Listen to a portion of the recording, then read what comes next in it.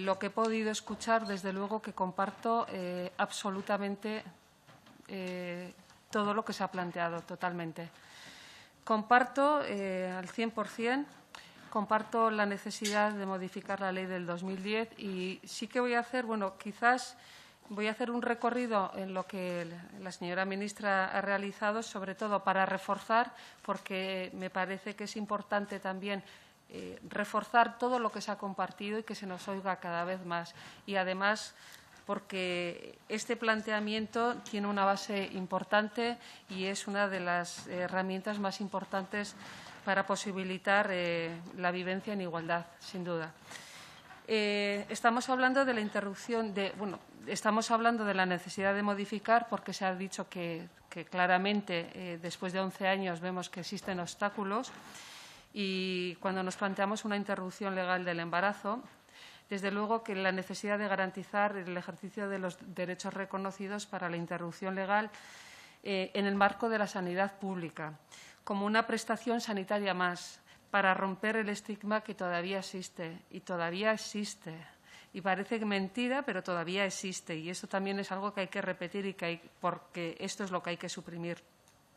También compartimos suprimir el periodo obligatorio de reflexión de los 3 días, porque, como se ha dicho, está considerado como una tutela del derecho a decidir de las mujeres, bajo la idea de que se nos protege para que no tomemos una decisión apresurada o errónea, y así se está reforzando el parámetro de necesidad de tutela o incapacidad de las mujeres para tomar decisiones sobre hechos importantes en nuestra vida.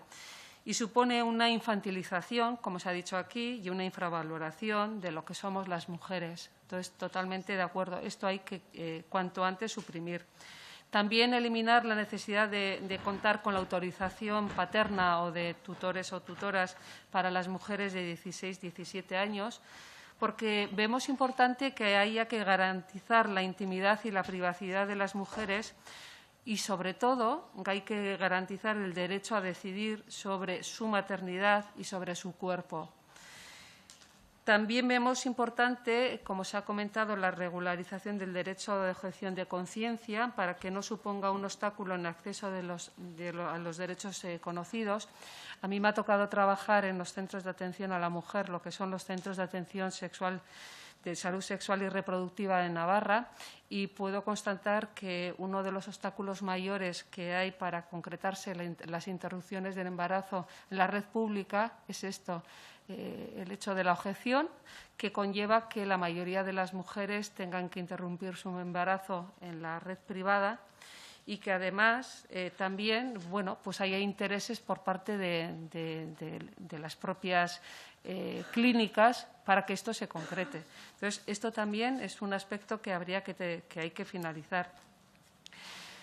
Luego, otro de los aspectos también importantes es favorecer a las mujeres el acceso a la información, que aunque estemos hablando que estamos en un contexto de sobreinformación, precisamente esta sobreinformación impide que estemos bien informadas e informados.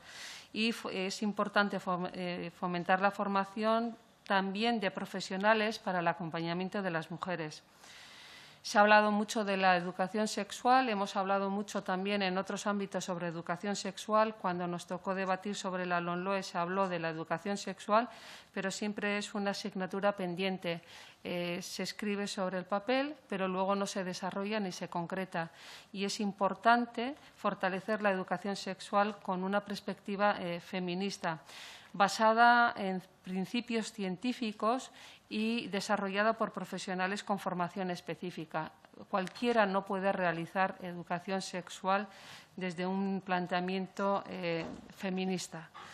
Y, además, una educación sexual también, como se ha dicho, para niños y niñas, para chicos y chicas y también para hombres y mujeres adultos. A lo largo de la vida vamos viendo la necesidad de formación. Nuestra vida, nuestros ciclos, nuestras vivencias van cambiando y necesitamos educación sexual como herramienta clave, una educación sexual integral.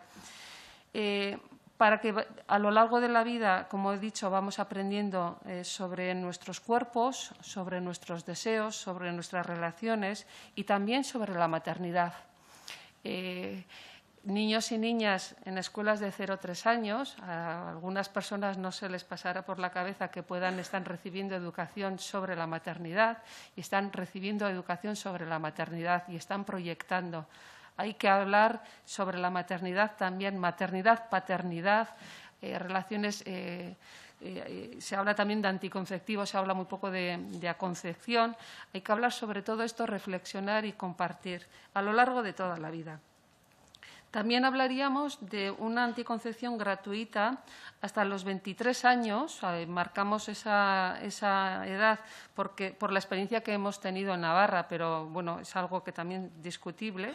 Pero sí que ya superada la primera juventud, y también una anticoncepción gratuita para las rentas más bajas dentro del Sistema Nacional de Salud y luego, desde luego, respetando el marco competencial. Es cierto que en el contexto de Navarra y de la Comunidad Autónoma Vasca, todo esto que he estado planteando, muchas cosas están ya desarrolladas y superadas, pero bueno, en una ley marco sería importante mantenerlos. También, con respecto a la violencia obstétrica vista como una violencia contra las mujeres, consideramos que atenta a los derechos humanos y que está tan institucionalizada que lleva a resultar como un hecho normal. A muchas personas, cuando se les habla sobre la violencia obstétrica, no saben ni siquiera sobre qué habla. Incluso mujeres que hemos vivido eso, luego nos damos cuenta de pues las dificultades y los dolores y los sufrimientos que tuvimos también en el momento de nuestros partos. Defendemos la obligación de las instituciones en prevenirla y en erradicarla, eliminándola del sistema sanitario y garantizando un parto desde el respeto. La prevención a través de protocolos e información y también para formación a las propias profesionales. Y, por último, decir que cuando estamos hablando de salud sexual y reproductiva es un derecho que debe ser garantizado no solamente para las mujeres, sino es un derecho para toda la población. Hombres y mujeres tenemos que tener concretado y respetado este derecho. Y esto es lo que quería remarcar porque no he dicho nada nuevo, pero me parecía importante que tenía que compartir. Muchas gracias.